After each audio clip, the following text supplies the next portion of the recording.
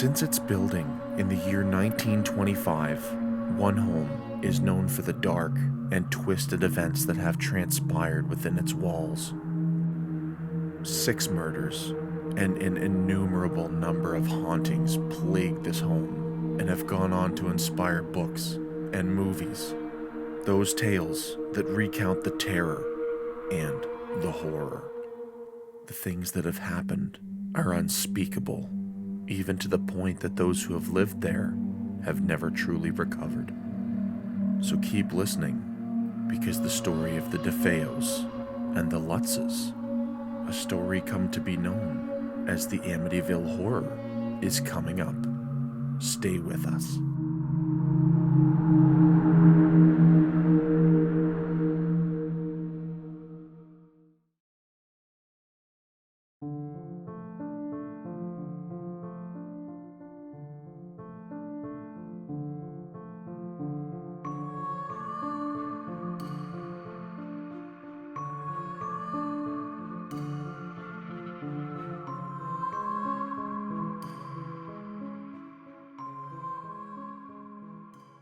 Hello everyone, thank you for tuning in, and welcome to this week's chapter of the Insidious Agenda podcast. I'm Nick, your host for this week's story, and on this episode, we're going to cover the famous case known as the Amityville Horror. Ensure you're subscribed to this podcast so you don't miss out on any of our weekly episodes. Now it's time to turn out your lights, close your eyes, let things go quiet, and just listen for a moment. Maybe you're alone, but maybe you're not. Now follow the sound of my voice, and let's get into our story.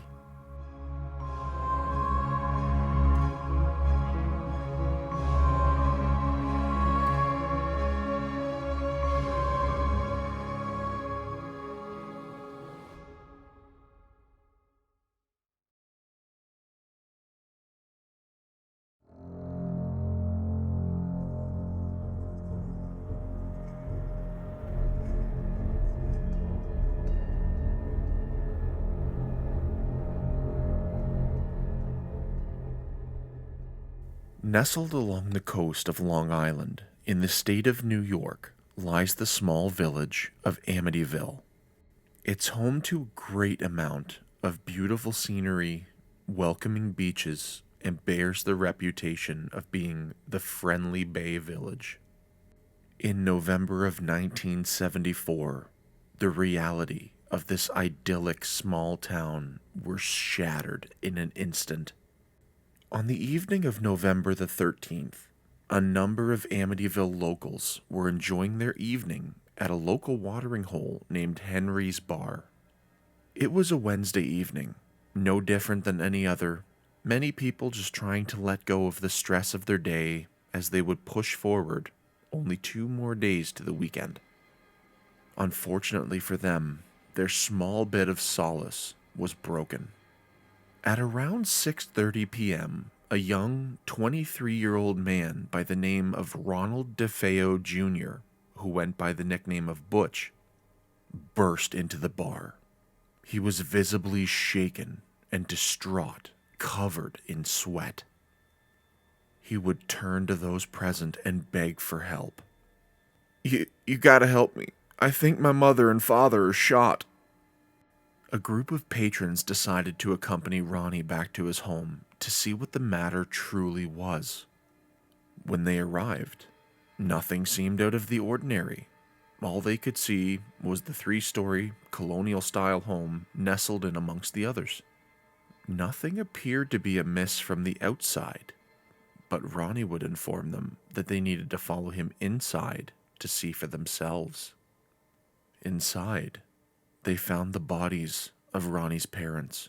Ronald Sr. and Louise DeFeo were lying face down in their bed, shot to death. A friend of Ronnie's, who was one of the bar's patrons that evening, by the name of Joe Yeswit, got on the phone with the Suffolk County Police Department and said they needed to go quickly to the DeFeo house, which was located at 112 Ocean Avenue. The conversation was very quick, with the operator asking if anyone had been hurt, to which Joe replied, "Yeah, everybody's dead."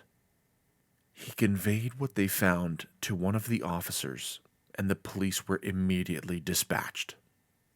When they arrived, the police had begun to carry out their investigation, and they would discover 4 more bodies. They would be those of Ronnie's siblings. There was Dawn, who was 18, Allison, 13, Mark, 12, and John Matthew, who was only 9. It was estimated that the killings had happened a number of hours before, at approximately 3 a.m. earlier that day. For those who don't know, 3 a.m. is significant. It is commonly referred to as the witching hour, the time of the day between 3 a.m. and 4 a.m., and it is purported to have the greatest number of paranormal and supernatural occurrences tied to it, as it's the time of day that the veil between the spirit world and ours is the thinnest. Ronnie was immediately brought down to the police station where he was questioned. The first explanation he gave to the police was that it was the work of a mafia hitman named Louis Fellini. Ronnie claimed that Louis had come into their home and taken out the entire family. The police would follow this up with a great many questions and couldn't place why the mafia would have any interest in the DeFeo family from small-town Amityville, a family who, before Ronnie's explanation, had 0 ties to any form of organized crime. Even Louis Fellini, who was the presumed killer in Ronnie's eyes, had an alibi for the time in question, being out of state. After a night of contradicting himself, Ronnie was unable to maintain the charade any longer. By the morning, Ronald DeFeo Jr. confessed to the murders of his family members, stating, "Once I started, I just couldn't stop. It all went so fast." It was revealed that Ronnie had committed the murders early in the morning, meaning that he had enough time to shower, dispose of his clothes, and go to work for the day. He would confess to police where his soiled clothes were stashed, as well as the murder weapon. All members of the DeFeo family were killed in their beds while they slept. On recovery, the murder weapon was found to be a .35 caliber lever-action Marlin 336C rifle. Ronnie's parents were each shot twice, while his siblings only once. There has begun to exist a report that Ronnie DeFeo Jr. may have believed that he was possessed by a demon. He made note that he was guided in the killings by dark voices in his head that took over his actions, and some dark entity with black hands handed him the rifle.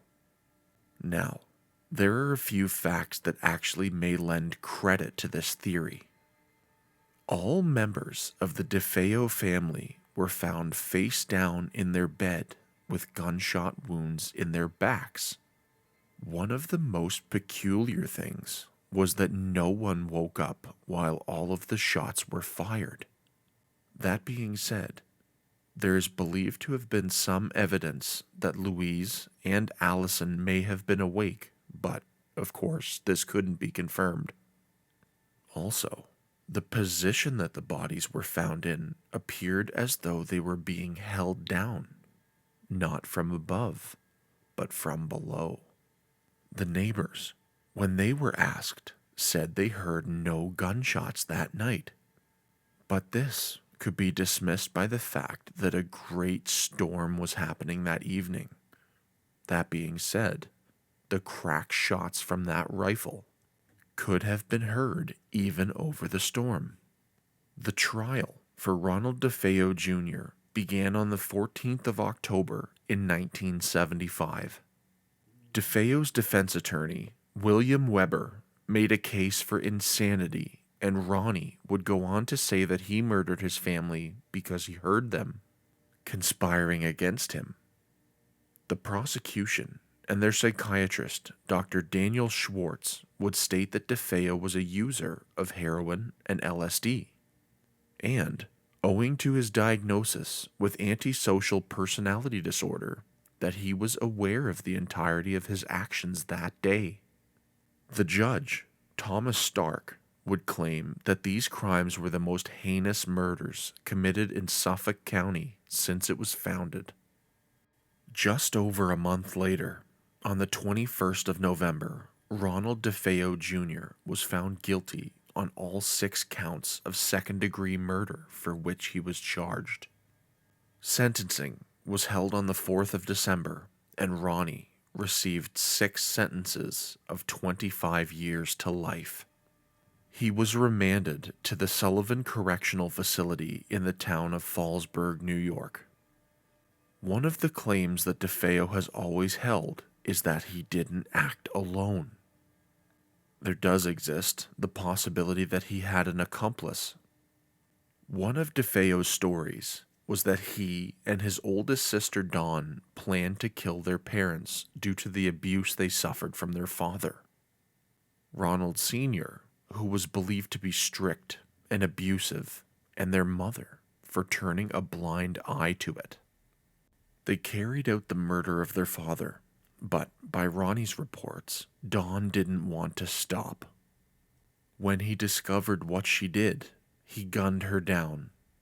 Nonetheless, all of his many appeals and requests for parole were denied, and Ronald DeFeo Jr. would remain at the Sullivan Correctional Facility until his recent death on the 12th of March, 2021.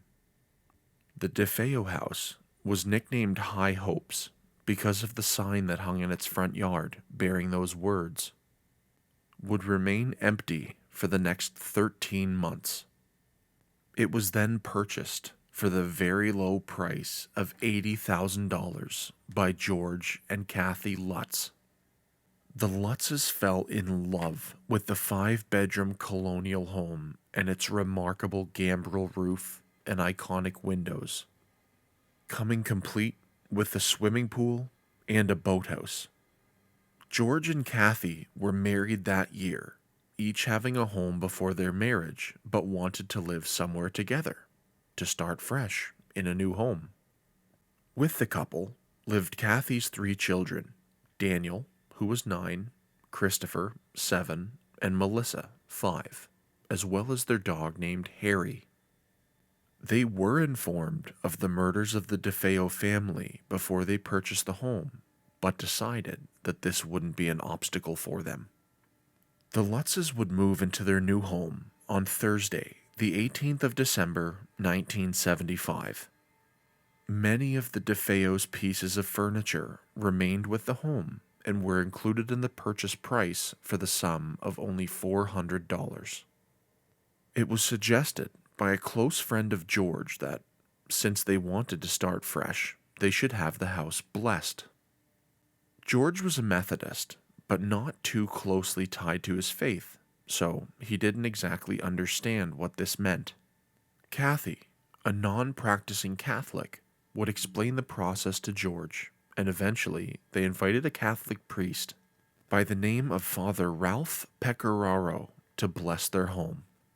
Father Pecoraro was a lawyer and psychotherapist who lived at the nearby Sacred Heart Rectory. As the story goes, the Lutzes were unpacking their things from their van when Father Pecoraro arrived. He greeted the family and then went inside on his own. He began his blessing upstairs, on the 2nd floor, in a room that was to be Kathy's sewing room. He flicked holy water and began to deliver the blessing in the form of a prayer, but was immediately cut off by a dark, masculine voice that screamed at him to get out. He was then physically assaulted, hit upside the head by something he couldn't see. Not wanting to tempt fate, the priest obliged. He walked downstairs and out of the house, saying goodbye to George and Kathy without saying very much. For Father Pecoraro, he wouldn't escape this scene completely unharmed. Because of this encounter, he received blisters on his hands, the likes of which might be attributed to stigmata. This was accompanied by the onset of a high fever. On his way home, even his car would be acting strange. Doors started acting weird and the wipers would go increasingly faster and faster until the engine eventually quit from its overuse. On the 24th of December, George would receive a call from Father Pecoraro, who presented him a warning. His advice to George was to stay out of that room on the second floor and to never sleep there. As it turned out, this was the room belonging to Mark and John Matthew DeFeo. Before they could continue their conversation, the phone line was cut short inexplicably by static. From their very first night onward, the Lutzes began experiencing paranormal happenings in that house. Routinely, George would wake up every morning just after 3 a.m. and had a habit of going out to check on the boathouse. There was never anything amiss, and this was roughly the same time that Ronald DeFeo Jr. was believed to have murdered his family. Because of the disturbances in his sleep patterns, eventually George stopped taking care of himself and bore a bit of a disheveled appearance. He had to go out into the yard frequently to chop wood to avoid the chills in the home. Kathy would experience many things as well, some of which were physical attacks. She would often feel invisible hands that would grab her, hit her, and even scratch her skin. In an attempt to ward off whatever force was attacking her, she hung a crucifix in the living room. It would turn upside down and emit what she described as a sour smell. After they moved in, the Lutz's children also began sleeping on their stomachs, akin to the position that the DeFeos were found murdered in. Kathy would also have vivid dreams of being present on the night of the DeFeo murders, bearing witness to the children being shot. The youngest of the Lutz family, Melissa, or Missy, also became acquainted with a new friend named Jody. Now, they were good friends, although Jody was imaginary. Jody, however, was not your typical imaginary friend. He was described as being some sort of demonic pig-like figure, with glowing red eyes. On Christmas Day in 1975, George woke up incredibly early in the morning with the intention of going to check on the boathouse. He walked to the back of the house and down to the water. When he arrived, he looked around and found nothing strange. When he turned around and looked back at the house, he saw something terrifying. He saw Missy standing at her bedroom window, and immediately behind her was Jody. George tore through the yard and into the house. When he got to Missy's room, he found her fast asleep in her rocking chair. It was found to be slowly rocking back and forth, but there was no sign of Jody. Many sounds in the home would also play with George's mind. He would wake up numerous times from being in a deep sleep to the sound of the front door slamming shut. When he would rush to investigate, he would always find nothing but the family dog sleeping by the front door, peacefully as could be. George would describe this sound as being loud enough to wake the whole house. Other times, he heard what he could only describe as a marching band getting ready for a big performance, although they seemed a little off. It would sound like they were coming from a radio in which the frequency was just slightly off. When he would go to see where the sounds were coming from, they would stop. Many other occurrences would torment George and Kathy. Locks on doors and windows were repeatedly broken. A gelatinous, green slime would ooze from the walls and keyholes of doors.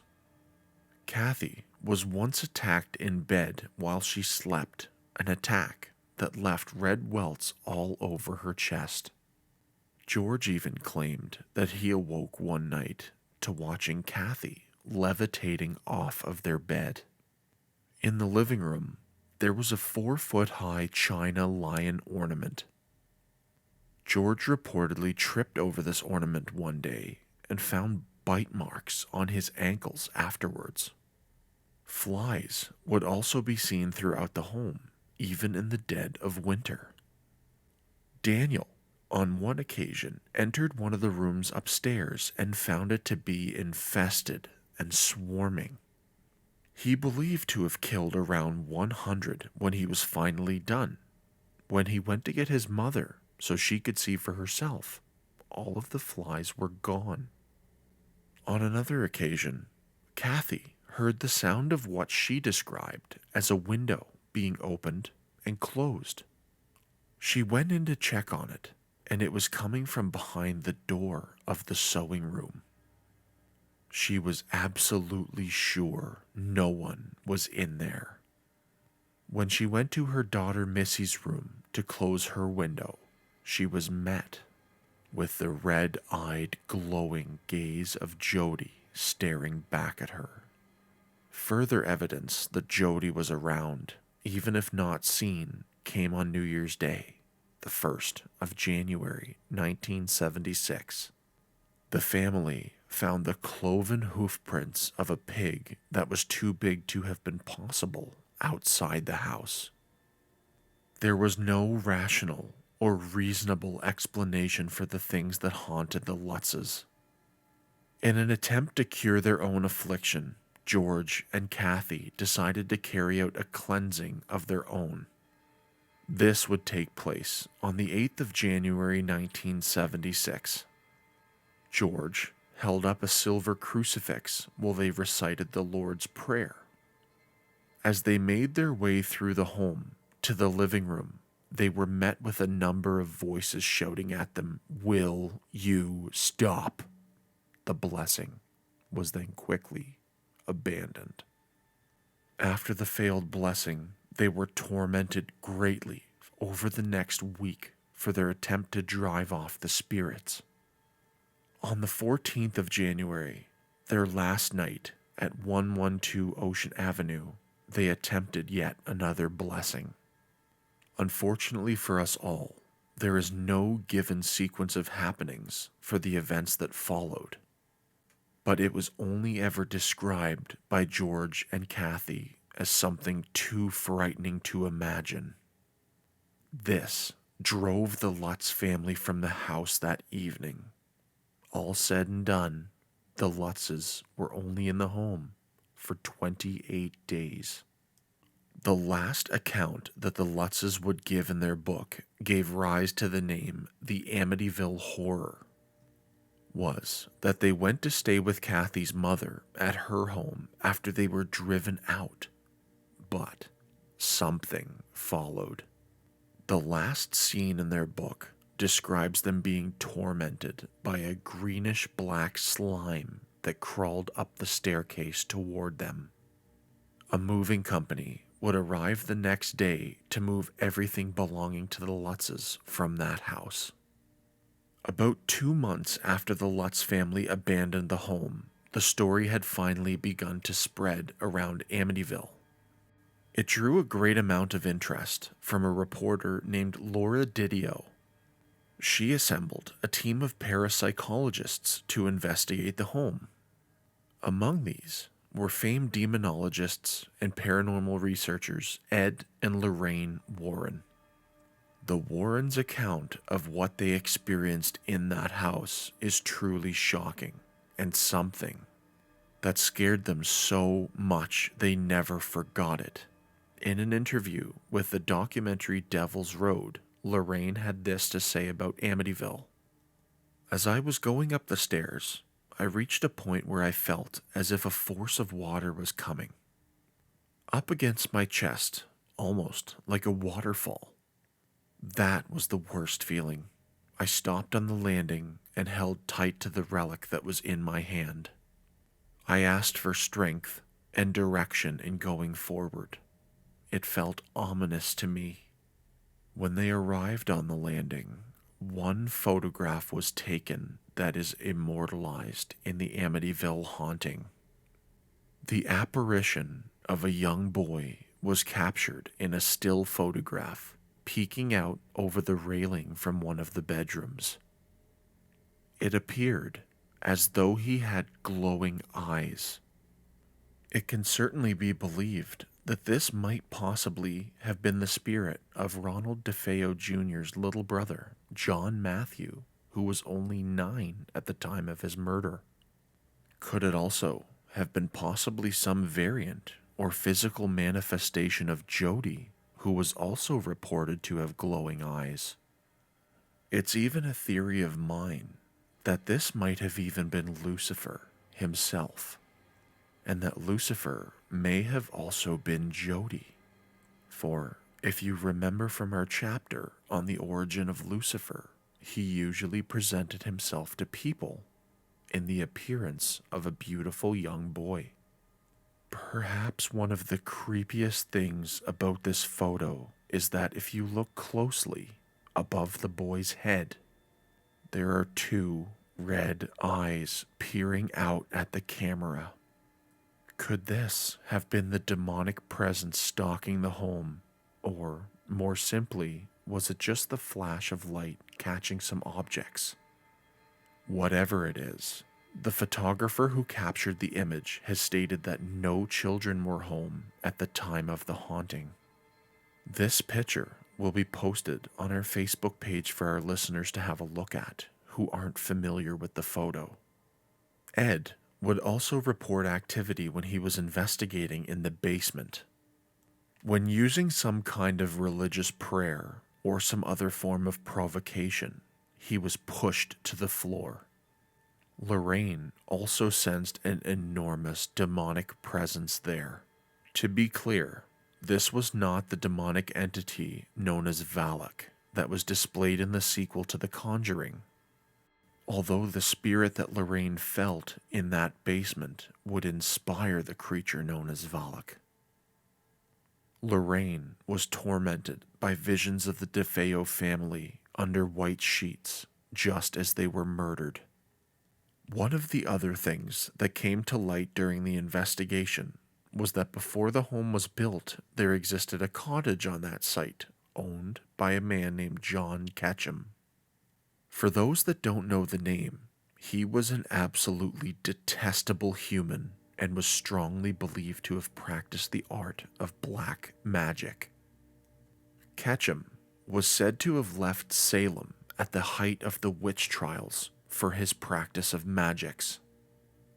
It was believed he also tortured indigenous peoples in his basement. Eventually, after his death, his body was believed to have been buried somewhere on the property. The theory that this dark spirit was that of Ketchum, or that it was caused by him, remains highly controversial. Eventually, the Lutzes were able to tell their story in the book that popularized the name, The Amityville Horror. With over 45 hours of interview material with George and Kathy, an author by the name of Jay Anson was able to write the book in just 3 months. Originally, Anson was a scriptwriter, largely responsible for over 500 different documentaries, and wanted to try writing a novel. The book was published in 1977. There was a caveat just inside the novel stating that the names of some had to be changed for privacy reasons. That being said, Anson maintained that the account in the book was strictly accurate. The book would go on to inspire a series of films and become an international phenomenon. To prove its authenticity, George and Kathy also took part in polygraph tests, which they passed flawlessly. After the publishing of the book is really where the story began to unravel, and the majority of the facts began to be disputed. Anson made claims in the book that the Lutzes attempted to make contact with the police several times, although there is no record of any phone calls to them. During the investigation, there was no indication of any kind of damage in the home. No doors ripped from hinges, no smashed windows, no broken locks, nothing. When Father Pecoraro was asked, he would state that he never encountered anything out of the ordinary when he went to bless the house. No demons, no injuries, no attacks, nothing of that sort that was originally described. He would even go on record stating that he never visited the home or spoke to George Lutz over the phone on Christmas Eve. Enter back into our story lawyer William Weber, who, if you remember, was the defense attorney for Ronald DeFeo Jr. Weber would admit that in 1979 he met with Anson and the Lutzes and completely fabricated the entire story over a few bottles of wine. One of Weber's chief claims was that there used to be a cat that would come around the home and look into the windows. This became the basis for Jody the pig and his behavior. Weber would state, "We took real-life incidents and transposed them." Eventually, he would admit and confirm that everything was a hoax. There are a great many things that point towards this entire sequence of events being falsified. There were reports that George and Kathy were financially troubled. They were saddled with an unideal mortgage and other problems, and fabricating this story was possibly a way out of it. Weber's defense of Ronald DeFeo Jr. was also insanity, and the attempt to paint the picture of DeFeo as possessed. In the years since the Lutz family vacated the home, it has changed over hands a number of times. There have been relatively no reports of any sort of paranormal occurrence since the Amityville Horror. The family to purchase the house from the Lutzes were James and Barbara Cromartie. They purchased it in March of 1977 for the sum of $55,000. The Cromarties have confirmed that no major paranormal occurrences happened during their time there and eventually filed a lawsuit against the Lutz family. They stated that the book had ruined their lives, as many tourists and thrill seekers came to see their home. In the years since, there have been some occupants who have reported a sense of overwhelming dread or some objects that have been moving.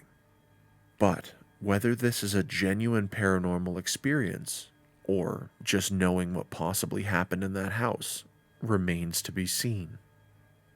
Since the end of the haunting, both George and Kathy Lutz have passed away. Kathy died on the 17th of October, 2004 from emphysema, and George, less than 2 years later, on the 8th of May, 2006 from heart disease. Before they died, the couple had a falling out and eventually divorced in the late 1980s, but were said to have remained on good terms. Their story and legacy now rests with their children. One of the most vocal of the children has been Daniel, the oldest at the time of the hauntings. The Amityville Horror and subsequent attention has plagued Daniel's life. He became troubled by it all and ran away from home at 15, fighting homelessness in the southwestern United States. He eventually would go on to get married and have 2 children, but eventually they became estranged of one another. He now works as a stonemason and lives in Queens, New York. Daniel initially brought his side of the story to light in a documentary called My Amityville Horror. Daniel would make scathing remarks toward his stepfather, for whom he harbored no love. Daniel would state that George used to beat the children with a wooden spoon, possibly opening a portal in the home that he couldn't close. This being said, Daniel largely substantiates the hauntings. He stated that he once levitated off of his bed and even witnessed a demonic presence in his sister's room. This could have been from his stepfather dabbling in the occult and black magic practices. For Daniel claimed to have saw George's bookshelves lined with books on Satanism and magic, and even claimed to have watched George move an object telekinetically, all of which was before they ever moved to Amityville. Daniel would state George's beliefs and practices triggered what was going on in the house. It was like a magic trick gone bad that you couldn't shut off. Daniel would confirm watching doors open and slam shut, and even saw the entity known as Jody for himself in the window of his sister's bedroom. On another occasion, he had attempted to close a window when it came down on his hands, causing a great injury. Both George and Kathy were required to get that window open and free their son. When awaiting the treatment of his injuries, he would go on to describe a spirit entering the kitchen, knocking over a knife, and then sitting down at the table with a notable impression in the seat. It can be theorized that with George dabbling into the dark arts, that he ultimately paid the price for something that he started. That, or the paranormal occurrences were a cover-up for some level of domestic abuse at the hands of George. George's demeanor has been talked about by relatives of the family, one of which stating that there was always something off-putting about him. With that being said, the suffering of paranormal happenings may have just been the reason why George and Kathy were able to pass their polygraph test. The other children, Christopher and Missy, have both come forward since the hauntings as well.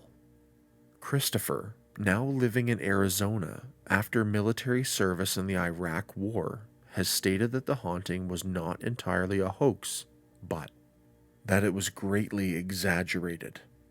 He also has had a few unflattering words about his stepfather. He has stated that he wants nothing to do with the darkness that is the Amityville Horror, but that it keeps creeping back up to him.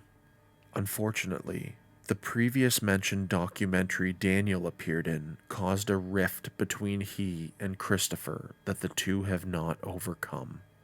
Christopher, like Daniel, also left home at a young age, that of 16. Missy has only commented that the experience was traumatic, but it's believed to be more centric to family drama rather than the haunting itself. She has chosen to remove herself from the troubles surrounding the family and the tension between her brothers.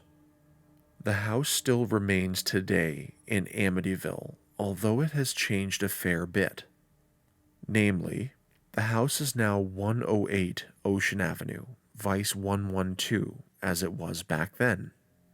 The iconic two triangular cornered windows at the side of the home have also been replaced in order to give the current family a bit of privacy. Those who want to know more about the story are able to visit the current Amityville home. The current occupants have the blinds drawn at all times, and people that wish to take pictures are more than welcome to do so. Instructions are placed just in front of the home for anyone looking to take pictures for themselves. I would kindly ask that any who visit the house after coming across this podcast, please be as respectful as possible to the current occupants. The people of Amityville are also not fond of the attention the story has brought, and generally refuse to talk about it when questioned. Any number of things truly could have plagued the Lutz family. It could have been a case of domestic abuse from an individual that needed to be treaded lightly around. It could have been a haunting by a demonic entity that presented itself as a friend to one of the children. Maybe it was that George opened a portal he couldn't close, thus welcoming in something that terrorized the family. Quite possibly, there was a dark entity that existed there before the Lutzes, the same one that spoke to Ronald DeFeo Jr. and told him to kill his family. An interesting point is that whatever it was that terrorized the Lutzes, be it demonic or fabricated, followed them out of the home to other places, and with no demonic presences having made themselves known since, it's entirely possible that it wasn't the house at 112 Ocean Avenue that was haunted. It was the Lutzes themselves.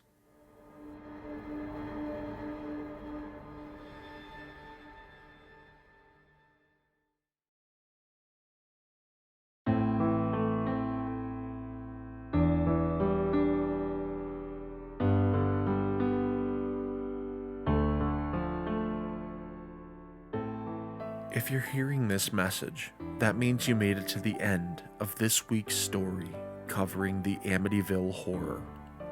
I hope you enjoyed this episode, and I'd like to thank you very much for listening. For more information about the podcast, please visit our link tree in the show notes. And before you go, remember to subscribe to the podcasts so you don't miss out on any of our exciting stories to come. If you liked the episode, please tell a friend about the Insidious agenda. If you would like to show your support, donations can be made to our PayPal account in the link tree. So come back next week for an unexplained story of the entities known as the Men in Black. New episodes are released every Tuesday at 5 a.m. Eastern Standard Time. But for now, it's time to close the cover of the Insidious agenda. I'll see you again next week.